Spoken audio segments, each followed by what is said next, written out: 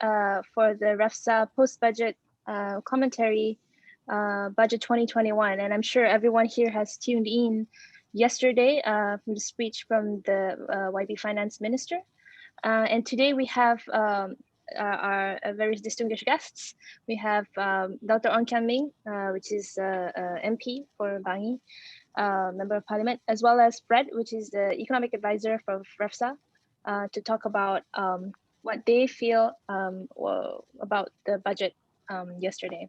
So without further ado, let me start with Dr. Ong. Dr. Ong, thank you for being with us today. First and foremost, for maybe 5 to 10 minutes, what are your first impressions of budget 2021? I think thanks for inviting me, and thanks for allowing me to share my preliminary thoughts. There's still a lot to process, but I just want to make 3 main points about this budget. The first point I want to make is that I think myself, like many other people, finds that there's not much of an oomph in this budget, in the sense that it is lacking vision in having a coherent strategy and fresh ideas to battle COVID, and then to protect the vulnerable, help SMEs, and then to create jobs in new areas. So I think that's the first point I want to make. I can talk about that later in subsequent sessions. The second point I want to make is that even though people are saying that this is a historic budget because you're going to spend 322 billion ringgit, the development expenditure has gone up from 50 billion in 2020 to 69 billion in 2021. I think we need to have further transparency and greater clarity into where this new expenditure is coming from, and specifically, I'm going to point out a few examples later on under development expenditure, because not all of this money that has been announced may have a good multiplier effect on the country's economy, and may also not be very effective in helping the targeted groups which needs to be helped in 2021. So that's the second point. And I think the third point I want to make is that even though there have been some enhancements of social welfare programs and protections, and also cash transfers, I think this is still lacking. And I'll give you a few specific examples later on how I think we need to further expand on this particular area. So I'll just stop at that, and then I'll show a few slides later on. Thanks. Maybe if I could just quickly help us clarify here. You mentioned some of it is not enough to give the multiplier effect. Maybe just a basic econ 101 for the rest of us.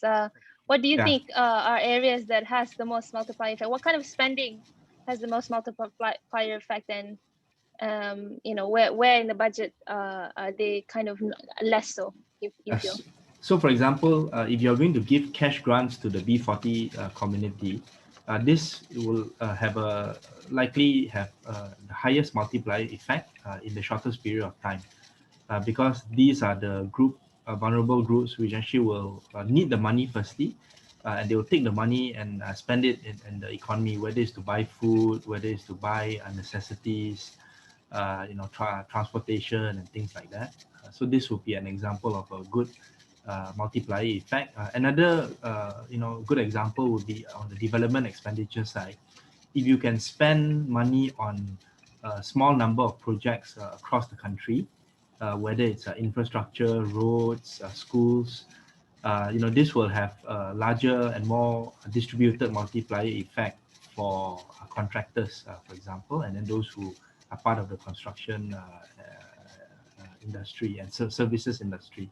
But if, let's say, you spend the same amount of money, let's say 10 billion ringgit, and then you build one big infrastructure project in KL, for example, the multiplier effect will obviously be felt more in KL, less so in other parts of the country. So these are just some examples.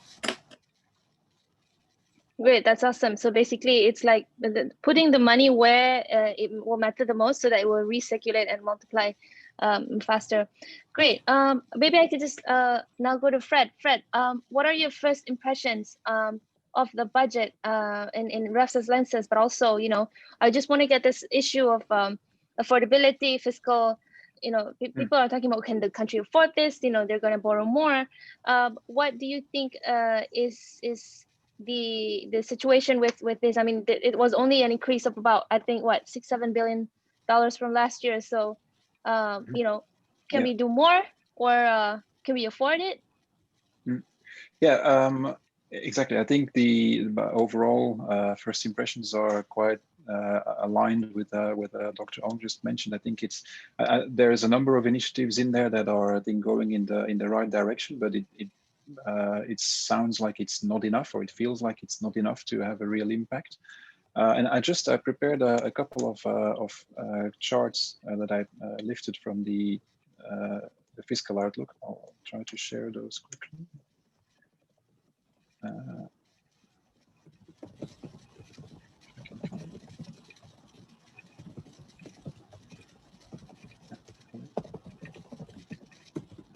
So I think one of the first issues, of course, is trying to ascertain the macroeconomic context behind the reasoning for the budget. And so the Bank Negara earlier in the year came out with this estimate for the whole of 2020 of a GDP growth of between -3.5 to -5.5. The budget assumes pretty much exactly the middle of that range. So it assumes 4.5 decrease of GDP in 2020. But then when you look at the projected growth for 2021, BNM has between 5.5 to 8% growth. There, the budget assumes 6.5% to 7.5% in 2021. So that is, I suppose, towards the higher end of that range. And I think there might be some increased uncertainty around these numbers, especially given the last few weeks where we saw a resurgence of COVID cases, where there were targeted lockdowns in several places. So I think obviously all this will affect GDP. So the question will be whether we can actually reach that level of growth in 2021. I think it's not quite clear as of yet. And a lot of things will depend on the vaccine, for example, as well. So that might be a big question mark hovering over this. And then in terms of deficit, so the budget here comes in at a 6% deficit, which we obviously expected it to be in deficit. But 6%, all things considered, especially considering the drop in economic activity in Q2, is not that big. You compare to some other countries. I mean, in Singapore, I think had a double-digit deficit even after their extraordinary budgets to cope with COVID-19. We're not in the same fiscal situation, obviously, but it's interesting that it's to see that the order of magnitude difference there almost. And on top of that, the path to fiscal consolidation, so the aim to reduce the deficit is quite steep. So even next year, we're already looking at a substantial decrease, and then in 2 years' time, we're looking practically to return to not quite the pre-crisis levels, but not far from. So it's a question as well whether that's realistic, or if we try to follow that. Won't we be choking off the recovery too soon? I mean, I think those are valid questions. Affordability is obviously a problem. It's not necessarily easy to go and find the money, but as we pointed out in our brief earlier, the yield on the government securities is the lowest it's been. So if there is a time to borrow now, would obviously be that time. So that's probably where we could have looked to find some things.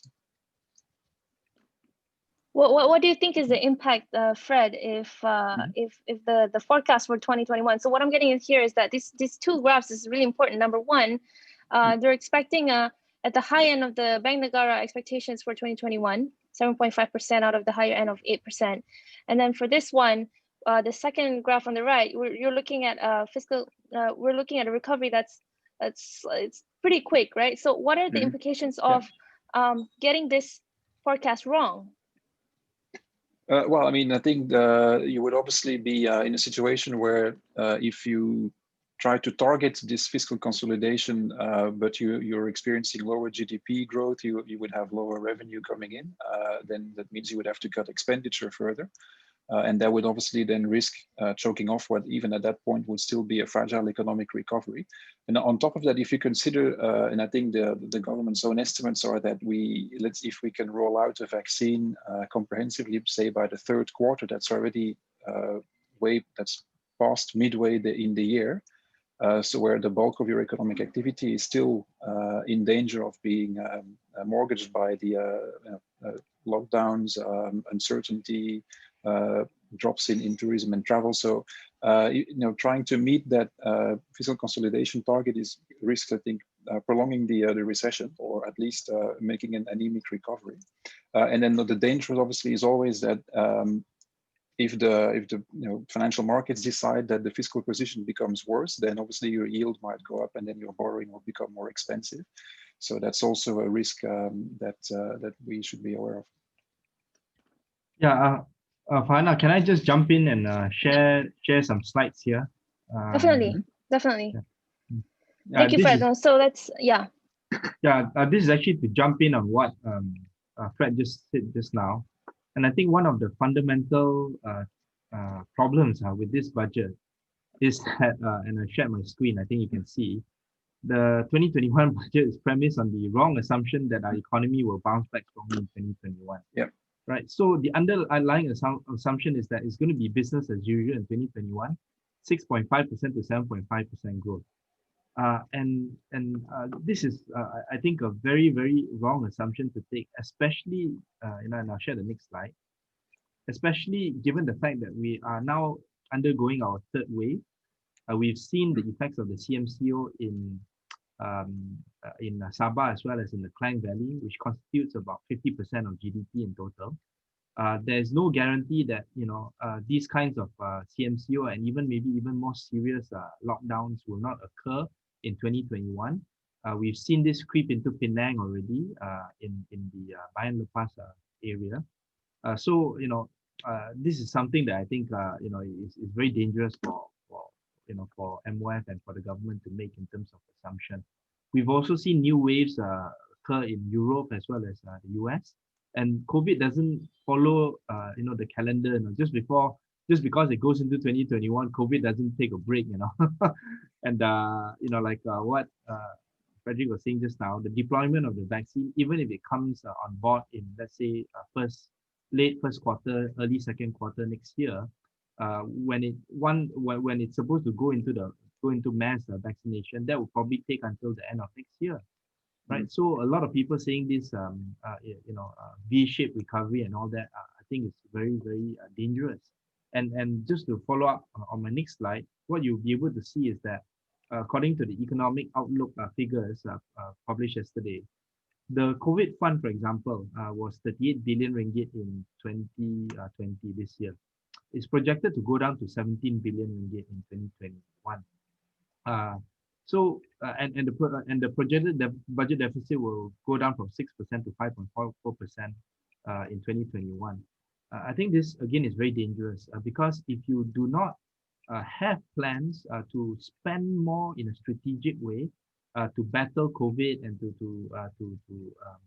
protect the vulnerable, what will happen is that you allow conditions to occur whereby the public as well as the government is not prepared to go all in to fight COVID in a very strategic way, right? So this is part and parcel of why I think there's a lot of shortcomings in this budget that makes it seem as if it's business as usual. A friend of mine on Twitter says it's a very similar template that they are using, compared to previous budgets. But we are living in unprecedented times of this COVID crisis. So really, the fresh bold thinking is something that is not very apparent. And I'll give you a few examples later on how I think we can actually bring in some of these fresh ideas. Since we're on this page, YB, I mean, you highlighted that we should see slightly more clarity and transparency on this particularly the development expenditure line, which has seen that it's gone up from 49.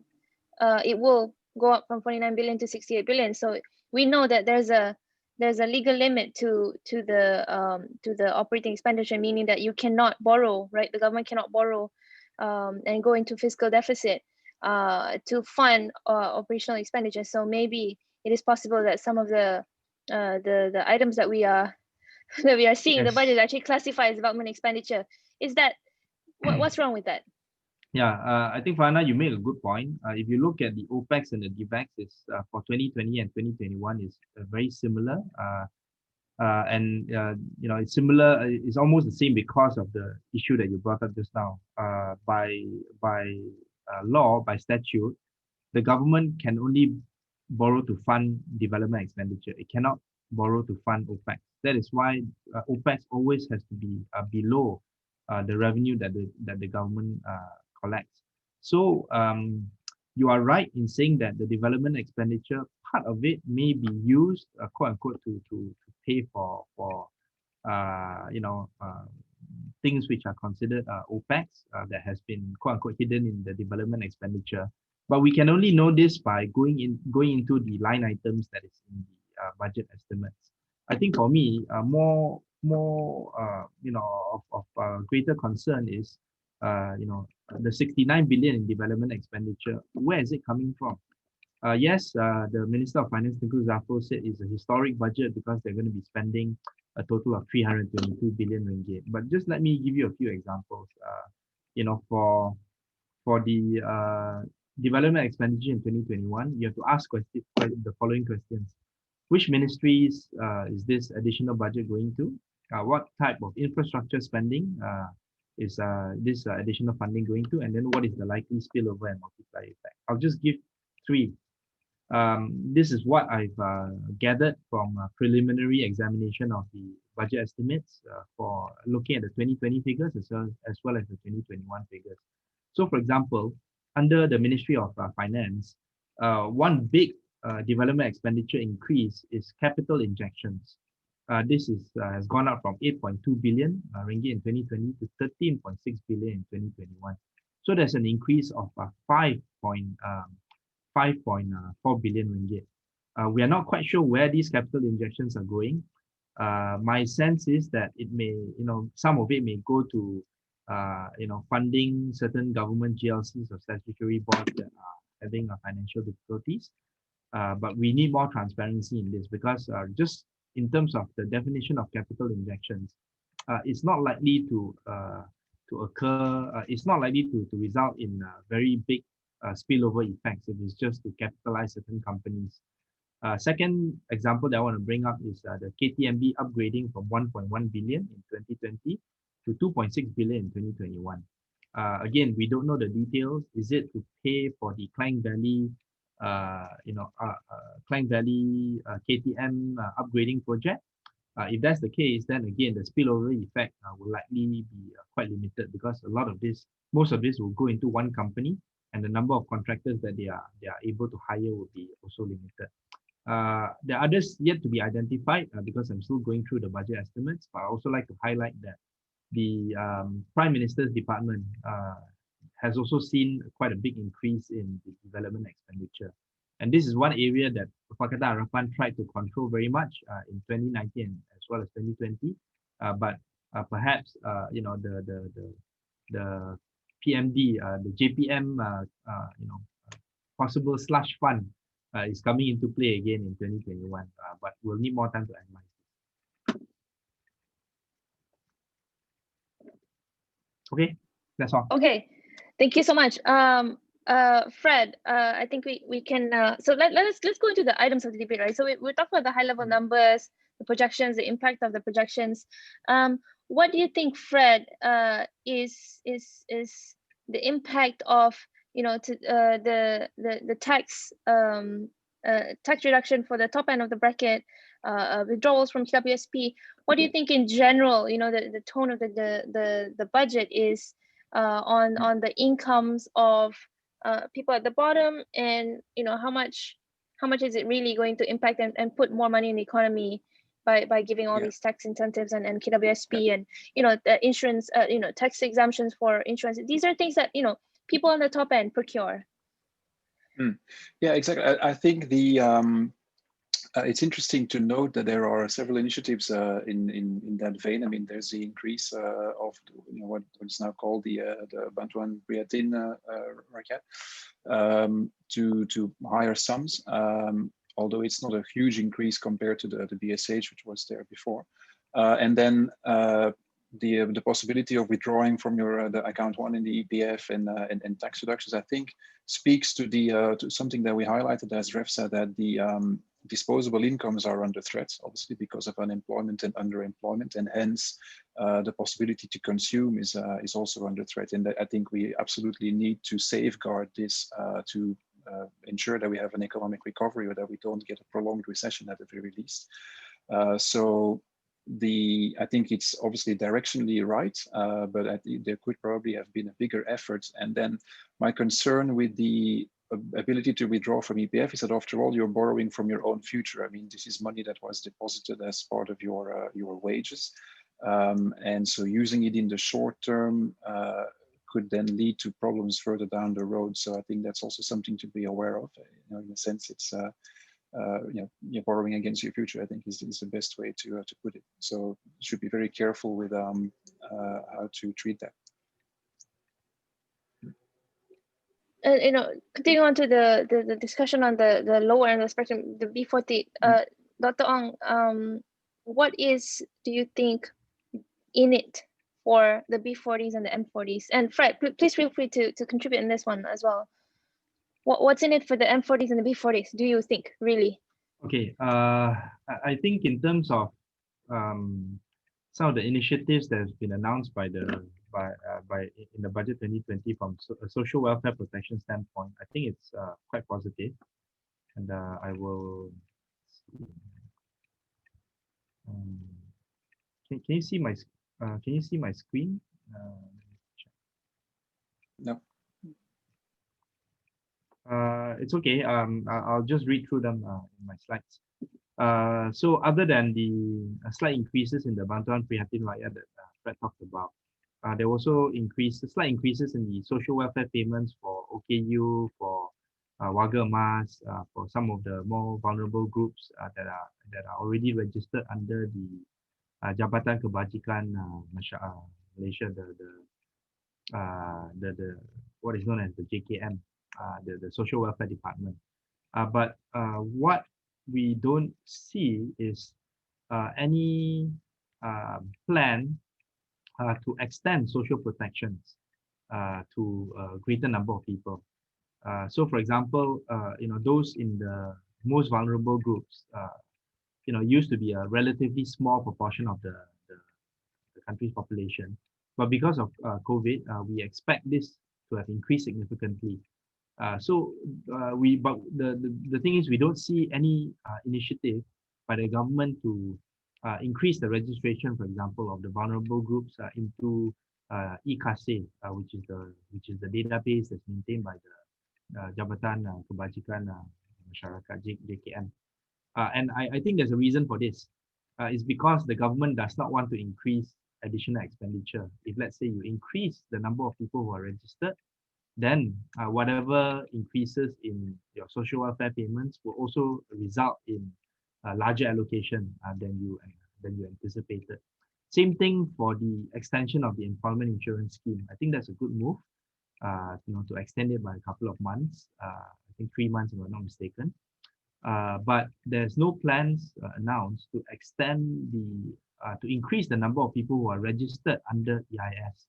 Many people in the informal sector, including the gig economy, they are not registered under the EIS. So again, the government does not perhaps want to see a significant increase in the number of EIS registrants, because once that happens, there's going to be more financial drain on the government and pressures on the government to spend more in these social welfare areas. So I think this is the third point that I wanted to make, that in this particular area, social protections needs to be extended and enhanced. And we're not really doing that right now.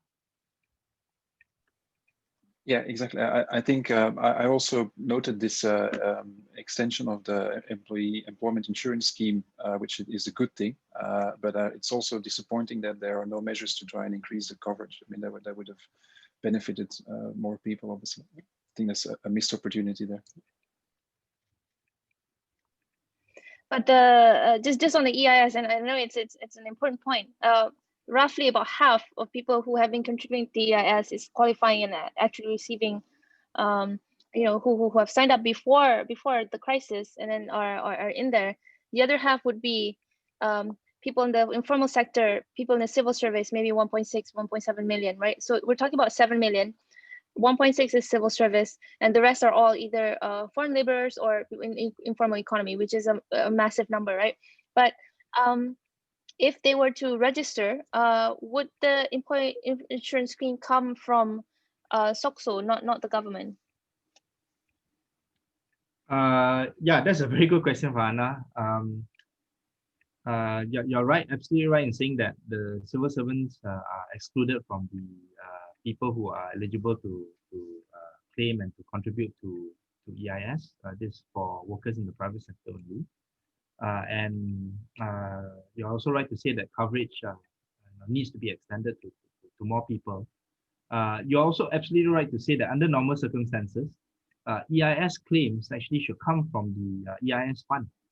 The pool, the insurance yes, pool. Yes, that is under SOCSO. But because the EIS scheme has only been running for, I think, 2 years, my sense is that the amount of funds in there is not sufficient. That is why under in 2020, the various Bencana schemes that were announced, there was also allocation for EIS to contribute the federal government contribution to the EIS scheme so that that fund can be enhanced and be able to pay out the EIS claims that are being made in 2020 and will also probably increase in 2021 if let's say this employment the number of retrenchments and all that increase. This is one area where again we see Melindo, this Asia, a lot of these companies retrenching people. And I think most of the employees, I hope, have been registered under the EIS. But there may be others, people who are working for example, small budget hotels, people who are working in the service sector that's linked to tourism. They may not be registered under the EIS, right? So I think coverage needs to be given to these people so that, if let's say there's going to be a second, third wave, fourth wave, whatsoever, at least they can be protected and they don't have to worry so much about their wages for another 3 to 6 months. Fred, the household, the bantuan prihatin is slightly more sensitive now towards the number of children that there's in a household. That you will get slightly more if you have 2 or more children, slightly less if you have no children or only 1 children, and then people without family and children would receive also a tiered sort of sensitivity. What do you think? Is this enough though? Is this the ideal situation or close to ideal at all, or should there be another way of cash transferring and doing cash distribution? Yeah, that's a good question. I think it's obviously good that there is an increase in the payouts.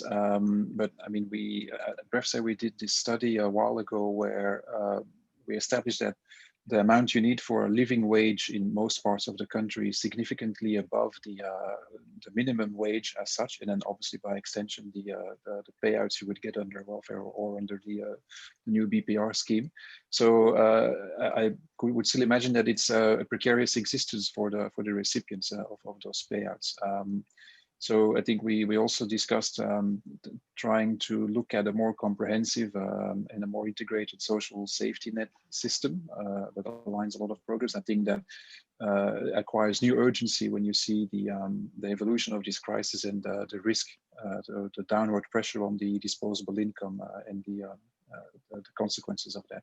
I think one thing that's interesting as well, I think we're also faced with all these new costs. So it's obviously good that the increase for households with children has increased, because we're also now facing lockdowns where children don't go to school and have to follow online education. And so obviously if we don't want to hypothecate that education, which is a driver of future growth, it's obviously necessary to increase allocations for that. So I think it's good that the budget tries to come up with some provisions for it, but I suppose it could have been more potent in its application, probably. Yeah, so one area that I want to highlight under development expenditure which is I think good and positive is 500 million that was allocated to the Ministry of Communications and Multimedia for the rollout of the National Fiberization Plan, the NFCP that was launched by PH when we were still in power. So that's something good because you need to have increased connectivity, especially for the rural areas. And at the same time, there's also been an extension, I think, of some of these telco discounts for people with who use their mobile phones to access the internet. So I think those are good. How this is integrated into the changes in the education delivery process, I think that remains to be seen. Since I think rural areas are still quite it won't be anytime soon before they can get a good mobile or internet access. Yeah, true. Yeah, indeed. The recent UNFPA-UNICEF report has reported that about 7 to 9% within the KL low-cost area are actually giving up for school, and I think that's actually a very undermined number, right? I think across the country, I think it will be a lot worse situation, especially when you depend so much on the smartphones of one parent. I want to move on to the trade and business sector, and Dr. On, this is your forte. I've actually received a special request. We've heard that the first time they rolled out, the government rolled out the but prihatin, the SME sector felt like they were left behind, and there was a replenished version of it concern specifically for the SME sector. This time they've come around and said again it's not enough for the PKS, the SME sector. Where do you think that it's not enough, and is this true? What are your feelings? Okay, I think that's a very relevant question. There has been some help that's been announced in Budget 2021, such as the extension of the wage subsidy program, but at a lower level at 600 ringgit. The number of workers that you can claim for, if let's say you're in the tourism sector, I think has been increased from 200 to 500. But that will only benefit, that really won't benefit the SMEs. It'll be for larger companies, who are operating in the tourism sector, maybe companies like Genting and whatnot. But for the SMEs, I think the reason why the 600 ringgit, wage subsidy program, even if it were to be extended by 3 months in 2021, is not sufficient, because there are many of them in the Klang Valley, for example, are suffering under the CMCO. They would have drawn down a lot of their cash reserves in the first half of this year, especially during the MCO time when they couldn't work. Most of them couldn't work and couldn't get revenue for about 1.5 to 2 months, right? So again, remember what I said earlier in my presentation. The whole assumption of this budget is that things will go back to normal in 2021. Right, but for a lot of these SMEs, they don't expect things to bounce back. They don't expect revenues to go up by 6 to 8% or 10%. Like what the government is forecasting. So and they are really worried that if let's say there's going to be a CMCO or MCO in their area next year, then they might as well close shop, right? So this is where I think more assurances can be given by the government. So one example would be, if let's say your area is designated as a CMCO area, the wage subsidy program will kick in, and we will not only guarantee 600 ringgit, it may go up to 1,000 ringgit, it may go up to 1,500, it may go up to 2,000, right? So that's why it's very important to replenish or increase the allocation for the COVID fund in anticipation of these kinds of contingencies. And when you, of course, the government may say, look, if and when this happens, we will just spend more and then go back to Parliament for supplementary budget. Yes, technically that's true, but why not do the increase now so that you can give the assurances to the SMEs, to the to those operating in the vulnerable sectors, that this is something that the government is committed to in 2021, so that they don't have to retrench workers now in anticipation of future losses in revenue and uncertainties because of future CMCO, right? Right now, we don't know when this CMCO and the client value is going to be extended until. That also contributes to the uncertainty in 2021. Yeah, so to make a long answer short, not enough assurances to the SME, not enough support to the SME groups. Awesome. The questions are already trickling in. I do have more questions, but let's go to the chat. There's a question from Hillary: why there is a need to allocate 81 million for JASA, Jabatan Hal Ehwal Khas, when we know that JASA has been abolished during the previous government? Instead of allocating the allocation to JASA, why not the government allocate that to other sectors that are in dire need of allocations, such as welfare, Sabah Sarawak, unemployment, retrenched worker? What are your thoughts? I'll answer that. Yeah. So this is one of the first Twitter trending topics after the budget was announced. It was highlighted by a few of my colleagues when they saw the allocation for JASA, which has been given a special allocation for 2021 of 81 million. This is 3 times the amount that was allocated by the BN government. And the questionnaire, Hillary, is absolutely right to say that this additional allocation is not needed. If you want to use additional allocation to stop the spread of fake news, for example, or you want to enhance the ability for the National Security Council or the Majlis Keselamatan Negara to send out their messages and enhance their public communications, you can do so in other ways. You can use allocation within the JPM. You can use allocation within the Ministry of Communications. Why do you need to have this JASA unit, right? And a lot of people are speculating that this is perhaps because of political reasons. And elections may be coming up soon, next year or maybe the year after. And then this JASA allocation is basically to use it as propaganda to boost up the popularity of this government. So, I agree, it's not necessary. All right. There's another question, and Fred can take this, but maybe Dr. Aung too. There is a significant number who have turned into the informal sector since COVID has struck, anecdotally in numbers of about over 2 million. How can the issue of insufficient social protection be addressed given the inaccuracy of this data? So this is a question from BFM. So they're saying there isn't even a great data to know how many people have jumped into the informal sector. What is the best way to even start designing social protection beyond Bantuan Perhatian Rakyat that is more tailored to these people?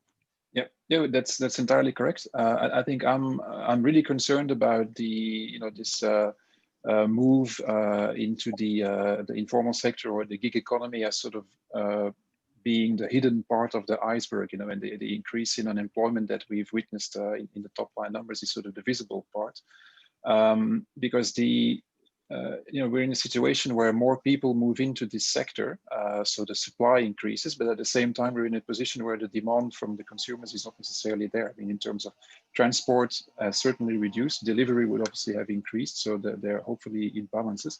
But regardless, with the increase in supply, the prices could go down. I mean, that's just basic economics.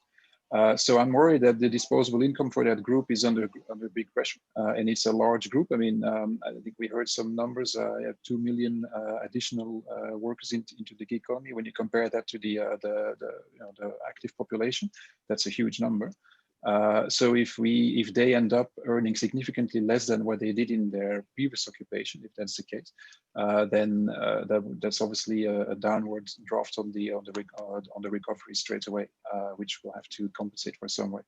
The issue with knowing having a better grip on the numbers, trying to understand the problem, is also a big issue. I don't think that the current labor statistics capture the reality of this group well. I mean, with this cutoff of 30 hours worked and so on, I mean, I think you can work more than 30 hours in a self-employed gig economy role and still earn significantly less than what you earned before. So that's an issue.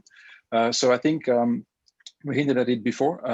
We should try and incentivize registration under the EIS, extend the coverage to self-employed people in the gig economy and so on, so that at least we have a good tabulation, a good count of who is in that sector, and also an avenue to reach them with additional support if necessary.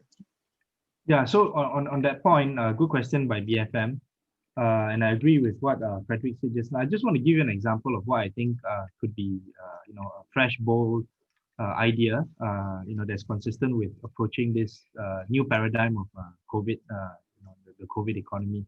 If there's been a move by X number of people, 1 million, 2 million, into the informal economy, and mind you, this would be not just the gig economy in terms of Grab drivers. This would be people who are suddenly now selling, cookies from homemade cookies from their homes, selling face masks that they make from homes, making their own furniture, perhaps, selling different types of services, that they provide, giving online tuition, whatever the case may be. These are people who have moved into the informal sector newly or recently. Why not, government give an allocation to the COVID fund and say that we're going to give you free registration into the EIS system for 6 months, right? 6 months of 2021. If you have not registered, please register. And I don't think it will cost that much, probably a few billion ringgit, which can be put into the COVID fund. Since we spent 38 billion this year, we are going to spend 17 billion only next year according to the budget. Why not, spend more on the COVID fund for this particular matter? And after that, after 6 months, then you can say, okay, now that you've registered, hopefully the economic situation is slightly better. You are maybe able to afford to pay 50 ringgit per month, or whatever the amount that you want to put is into your EIS contribution. It could be a matching grant, matching contribution by the government and the individuals in the informal sector for the second half of 2021. So at least, you bring these people into the EIS system. And I think once they are into the EIS system, at least you can better capture their income levels, their what they're doing, the kind of economic conditions that they are exposed to, and then from then on, you're able to better plan in order to cater to the challenges that this group is facing. Yeah, exactly. Just to add to that, I think it's this trend towards gig work and moving into self-employment and so on has obviously started before the pandemic. So now is also a good time to sort of increase the urgency of and put in place the infrastructure that we need to deal with that for the future as well. Once the pandemic is under control, we will probably still have a much higher self-employment sector than what we had before. So it's a good opportunity to put in place that infrastructure as well. Yeah, exactly. I think this is definitely not a discussion that's unique to Malaysia. I think almost all countries in the world are looking at the advent of the tech-driven, super app-driven gig economy or employment sector that's been actually taking place even since before the COVID crisis, but and it's just grown so much more important, especially with this budget. But also, I guess in the development plans that's coming up, things like RMK12, to really seriously onboard these people, the workers within the gig economy, which are frankly really the only businesses that are actually thriving right now, right? And so if they cannot get a share of the not wealth, but the prosperity that's actually happening within those sectors, this will be a 2.0 round of businesses taking getting the larger chunk of the pie, but even in a worse situation because these people are unprotected. So it would have been nice if the government took serious efforts towards onboarding them, especially on the data sort of discussion that Kian from BFM was also asking about how to really capture the size, right? And Dr. Ong was right about if you had an EIS, then it would be it's almost a missed opportunity to not onboard them and actually get a really good robust data set administratively. There are more questions, so let's hear them. Wong Xiaoning is asking, looking specifically at the development expenditure that was 15 billion allocated for infrastructure projects, what do you think are the new ideas or the new projects that the government should have considered instead of the ones that Dr. Ong has put up just now, I think? And what are your views of the glove makers having to contribute about 400 million to the COVID fund. And I think people might not like the word windfall tax, but something like asking the glove maker sector to contribute 400 million to the COVID fund. This can go to both of you. Maybe we can start with Dr. Ong. Okay, for the 15 billion that was announced or that was spoken about during the budget speech, it's for big ticket infrastructure projects such as the ECRL and perhaps possibly the resumption of the MRT Line 3. Just for clarification, all of this spending, the 15 billion, is not included in the official budget. It is not in the 69 billion worth of development expenditure. I think this is something that most people who read the budget would not know about. The 15 billion is being spent by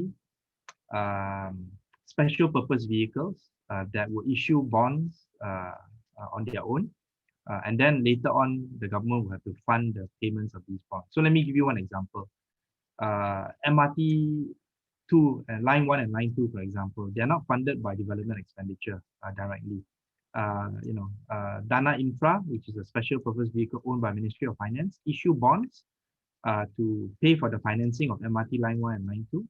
And then only later on, when the interest payments are due, then the government will have to pay Dana Infra in order to service these interest payments. So the 50 billion ringgit, I think for some projects, it may be useful, such as the MRT Line 3, if let's say there's some multiplier effect on the construction industry. But I would say that there could have been, again, bolder, fresher ideas. And my colleague, Liu Chin Tong, will probably say something about this later. But, in the area of creation of green jobs, for example, we were a little bit disappointed that the government did not, announce any kind of direction, regulatory direction that would have enabled the creation of green jobs and also spending on green infrastructure. So, for example, if let's say you made it a requirement for all government buildings to be, made green, energy efficient. Yes, energy efficient. Yeah, increase, for example, bring in the possibility of solar panels, energy efficient LED lights, and even give incentives for homeowners to go towards this path. Then you'll have very different kind of multiplier effect that will be much more well distributed.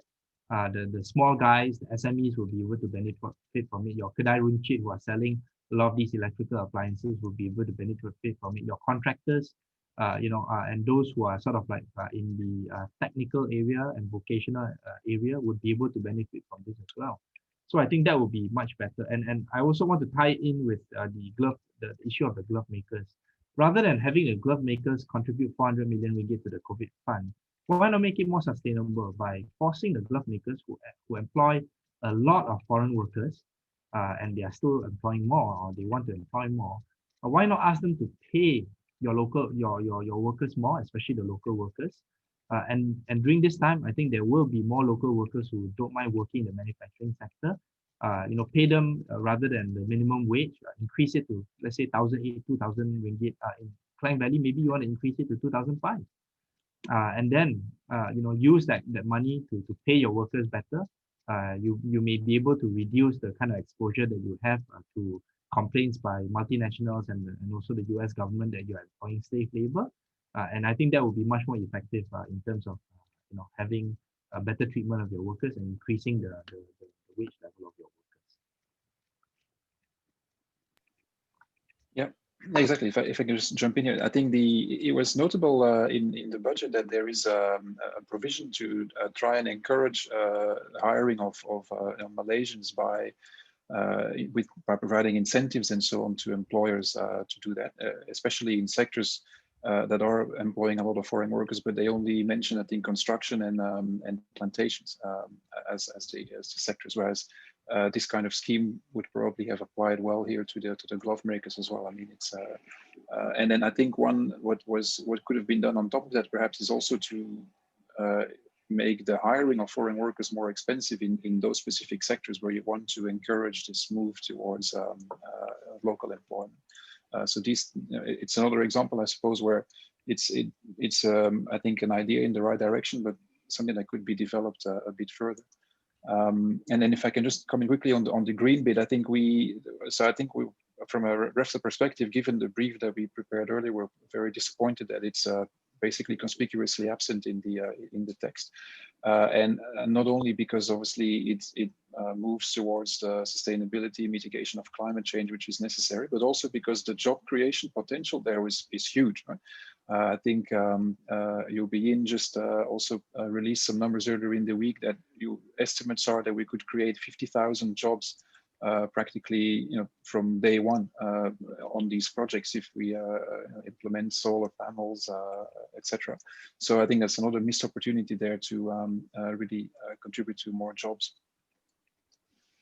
Just on that, I think slightly back to the issue of employing local workers. There is actually a question in the chat by Diana Daniel, and wondering if what you thought of the possibility of getting SMEs who are actually retaining workers, who are paying them salaries, and who are actually giving them bonuses to not pay tax during this COVID crisis. What are your thoughts?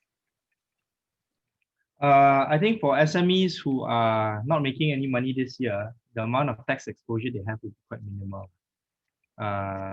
So this may not necessarily help them that much. I think SMEs would prefer, rather than not having to pay taxes, would prefer the kind of wage subsidy program enhancement that I talked about earlier.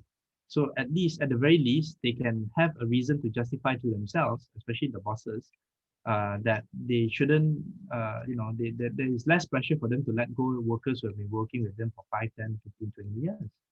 Right? So, if you can increase the amount of salaries that they can be paid, and if you look at, examples in Singapore, examples in Europe, of course, these are richer countries, their wage subsidy program is much higher, sometimes 50, 75% of salary levels, so, we're not, I don't think it's realistic to expect that kind of level of wage subsidy, but, increasing it to beyond 600 ringgit a month, I think is something that's definitely doable.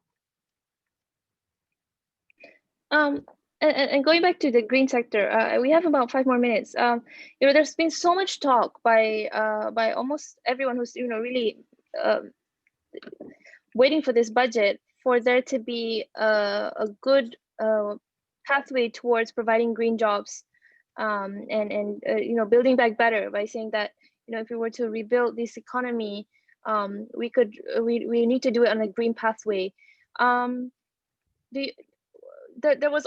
What do you think is the sort of next steps that the government could do? Because I don't know if the budget sounds like it's creating any jobs, except for there's a huge allocation on also the agriculture, like modern agriculture, industrial agriculture sort of opportunity. There's a huge segment on that. But do you think in general this was a job creating sort of budget, or was this more of a survival, putting money in people's pockets sort of budget, and what more could be done in that front? Yeah, I'll answer that first. Very relevant question. The issue of allowing people to survive or helping them to survive, and then also creating jobs. I think those two issues are not mutually exclusive. Here, I want to bring up a point that perhaps maybe has not been discussed here, and maybe not out there in social media as well. It is not the job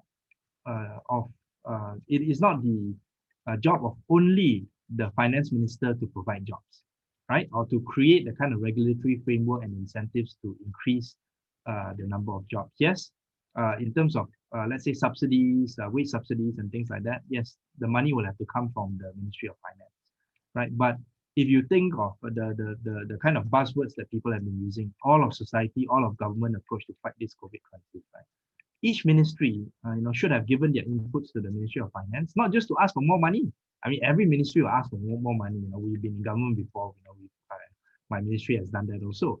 But what is it that you want? What is it that you can, let's say, provide by increased expenditure, or even don't need to ask for more money?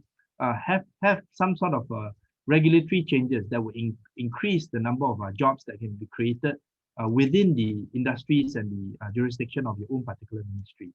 right? So I think this is an area that was quite lacking.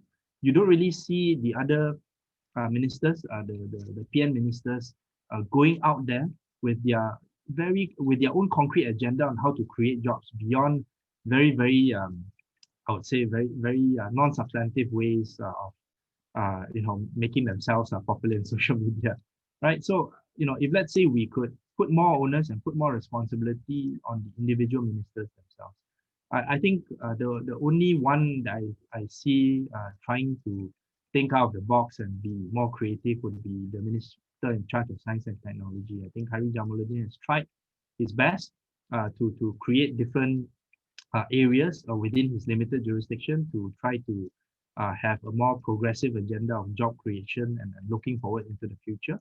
But I haven't seen the same, for example, from the Minister of Environment, from the Minister of Energy, from the Minister of Higher Education, right? So all these key ministries have been, sadly lacking in ideas and policy formulation.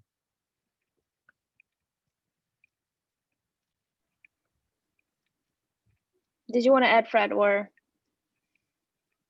No, I think that's summarizes it extremely well. I think but it's a fair point. I think we should also think of the government as facilitating economic activity in the private sector, and it has a lot of tools for that, including tools that don't cost any money, right? Like regulation and things like that. So I think it's really important to look at that issue as holistically, so looking at all the tools you have, but then also making sure that you push forward jobs as the big goal that you want to achieve. And pretty much everyone would rather have a decent job with a decent wage rather than receiving cash payouts. I think that's a universal truth. Mm-hmm. So it should really be the key objective of a government to create the conditions where that can happen. Yeah, maybe just to add to that, just to give something that's more concrete, apart from green jobs, I think the other buzzword that's been circulating around is IR 4.0, the digital economy and whatnot. And yes, the new government has announced the creation of Industry 4.0, national council that will be chaired by the Prime Minister. I've been in some of these meetings before. Nothing much gets done. Although if let's say you have good direction, you can push the individual ministries to carry forward certain agendas. But even before the creation of this council, each individual ministry should be looking at their own jurisdiction to see how they can create IR 4.0 related jobs. So, for example, encouraging the use of drone technology and big data in the area of industrial agriculture, in palm oil plantation management, looking at big data analysis graduates in the area of the Ministry of Higher Education, especially among IPTAs, for example, where they have more jurisdiction to craft courses in public universities. So all these are ideas that can be pushed forth by individual ministries, but sadly we haven't seen that happen. Yeah, and I really like what you said very much earlier on, Dr. Ong, actually at the very start, where dealing with COVID needs to be strategic and not in just a financial way. And this is, I think, what you meant. Dealing with COVID has to be, if it's a generally whole of society approach, then even if the government, with the other ministries and agencies are actually thinking of very strategic ways, even if it's just an issuance of a strategic paper on how to create more jobs, on how to ride through the COVID wave, and instead of just putting everything on stall and just waiting for the finance minister to disseminate budgets here and there to see whether they have anything anymore for them to start moving. And that's such a, we'll see a couple of years really lost, right? Instead of using this couple of years hibernating and thinking of things that are very hard to push. This is when you can borrow, right? And Refsa believes this. Refsa thinks that this is the rare opportunity, like a once in a lifetime almost opportunity for us to borrow up. And this is when, to push through a very hard, expensive, strategic sort of, need not be expensive, but, strategic policies that has been, in the ministries for a very long time and they wanted to do. But didn't take this opportunity. I do want to invite our closing speaker soon, but I really want to respect this very last question, and I left it at the end because it's slightly political. Fred, you're really welcome to answer this, but probably Dr. Ong can start. This is about Sabah and Sarawak. So Hillary at the very start said that Sabah gets 5.1 billion and Sarawak gets 4.5 billion allocation from the development expenditure. That's such a huge difference in amount given the federal government, when Sabah and Sarawak contribute very high revenue oil and gas industry and are still very much lagging behind in terms of development infrastructure. I do notice that there is the continued spending on the Pan-Borneo highway. What are your comments, Dr. Ong, and maybe Fred? Okay, very relevant question. And I think at this point in time, Sabah probably needs a higher level of fiscal allocation compared to Sarawak because of the COVID situation, right? There were some announcements, in terms of giving additional limited cash assistance to those who are in the micro industries and also SMEs in Sabah, but it's not sufficient. I think it was like a 1,000 ringgit one-off payment. You are talking about a state that has been inundated and flooded with COVID cases, and also flooded literally, a lot of places in the west coast of Sabah has undergone severe flooding. So again, this I think is not business as usual time. And Dato Sri Shafi Abdal has come out with a very comprehensive paper request on how to increase revenue for Sabah, as well as more importantly, increase spending on Sabah. And currently, what I see in the budget is actually very, very superficial. And it really requires a massive injection of aid, both OPEX as well as DVEX, so that we can help Sabah get back on its, firstly to combat the COVID issue first, and then later on to get back on its feet to revive its economy. So much more spending, strategic spending in Sabah is necessary. Yeah. Well, yeah, one point I'll make on that, which is related, I guess, but is I think that it's worth looking also at the delivery mechanisms of all the items we've been speaking about. Right? I think it makes sense, especially in this environment where we have localized lockdowns, so the economic situations will be different and so on a case by case. It might make sense to look at decentralizing or devolving some authority to the lower levels in the structure to take initiative and decide on the allocation of some of the support, etc., rather than trying to drive everything from the federal perspective and come up with a one-size-fits-all solution. That might also be more effective in achieving some of the objectives of the budget here as well. All right, thank you so much. We're at the end of the webinar. If either Dr. Ong or Fred wants to add on anything else before I invite our closing speaker, YB Liu Chin Tong, on board, is there any last words that you would like to leave us in terms of budget 2021 and perhaps even your hopes for the future? I'll just say that we require a little bit more time to study the implications, but I think the initial reaction is probably one where the budget is somewhat underwhelming. Indeed. Fred? Yeah, I think it's certainly true that we also need to look at in detail at some of the things. There was a mention in the speech of a plan to create 500,000 jobs or positions or to open up, but with very little detail. So in particular, I'm quite curious as to what that will entail and what that will look like. So the one that's 350,000 from the government sector and 150,000 from GLCs. Yes. Yeah. Those again would most likely be temporary and an internship type of jobs instead of long term. Thank you so much. Thank you to both of you. Thank you to the audience who's spending our early Saturday morning, relatively early towards lunchtime Saturday morning with us. I hope you guys will stay on for the last 5 minutes that when we bring on board Liu Chin Tong for the closing remarks for our post-budget 2021 webinar. YB. Thank you, Farhana. Thank you, Frederik and Ming. I just want to say a few words briefly. First of all, I think somehow the budget gives a feeling that it is trying to reshuffle the chairs on the deck of the Titanic. we are facing a very serious crisis, an unprecedented crisis. We say that this is a once in a lifetime, once in a century crisis, but the responses, as Ming says, is underwhelming. It doesn't give the feeling of a whole of government approach. It doesn't give the feeling that it is the government is prepared to take on this as a government and as a nation. I give a few examples.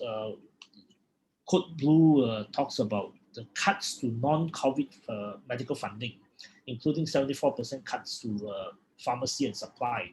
I mean, that is shocking, because in time of such crisis, we want to ensure that Malaysians are well taken care of, and especially during an economic crisis, Malaysians will tend to go to public healthcare service rather than private healthcare service. So the government needs to cater for that need, and also to ensure that we have adequate medical resources, we have adequate hospital bed to take care of Malaysians who are both in, COVID and also those who are not affected by COVID. So that is shocking to me. But anyway, I think there is a need for us to focus on jobs. There's a need for us to focus on healthcare. There's a need for us to build back better in green, digital, and also in education. I think these are the sectors that has not been adequately funded, and there's a need for us to think of whole of government approach. So much as conventionally in Malaysia, after the budget has been presented, the government doesn't expect itself to amend any of the item. But we are in an extraordinary time where the government may or may not have a majority to pass the budget. And I think the government should be prepared to use the next 2.5 weeks until 25th of November, when the policy vote is supposed to be cast, to talk to everyone and to be prepared to change the fundamental assumption of this budget. I think the fundamental assumption of this budget is that it is assuming that, as pointed out by Ming and Fred earlier, it is assuming that the economy will grow by 6.5% to 7.5% next year, which we have serious doubts. I don't think it's a realistic figure. So the government should be thinking of a more realistic figure, and at the same time, the government will have to be prepared to incur a larger deficit in order to create jobs, in order to deal with the health crisis across the board, not just for COVID, and also in order to build back better in green, digital, and education. With that, I thank you very much. Thanks for spending time with us, and thanks for this wonderful and very informative webinar. Thank you.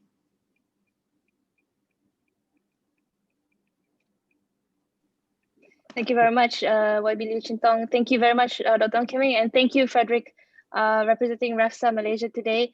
I wish everyone a very good weekend, and I hope everyone has